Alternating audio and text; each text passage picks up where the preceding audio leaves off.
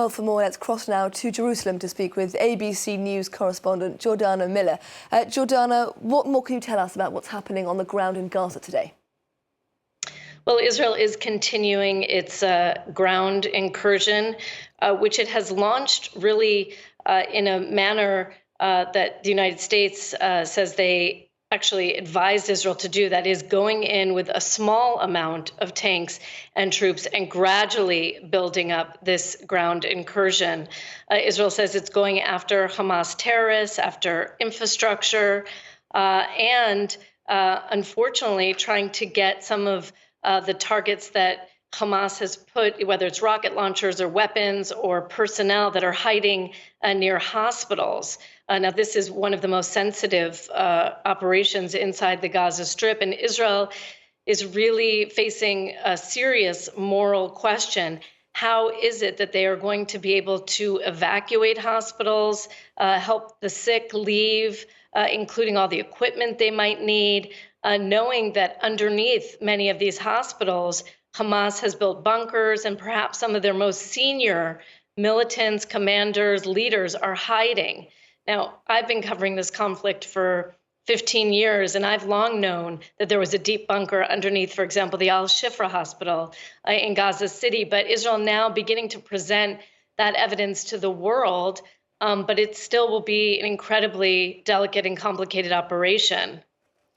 Meanwhile, the chief prosecutor at the ICC has said that Israel's denial of sufficient aid to Gaza could constitute a war crime under the ICC's jurisdiction. How is that warning being received in Israel today?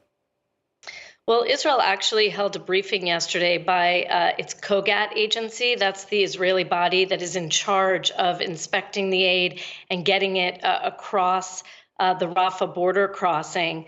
And they are essentially saying there is no major shortage of goods, whether it's food, medicine, water, or energy, fuel. They say that Hamas has stockpiled all of those things. In fact, Hamas is giving some of it to the hospitals itself. Having said that, there is no question that the aid getting into the Gaza Strip is simply not enough. It is really just a drop in the bucket. Yesterday, we heard 35 aid trucks pass through. That's the largest number in one day. But remember, before this war, 300 trucks of aid used to come in.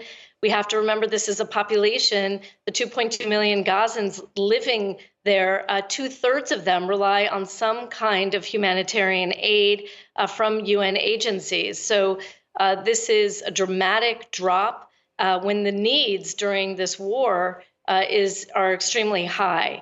So it really is upon Israel, Egypt, the UN, and the United States to figure out a way to get many more trucks through each and every day.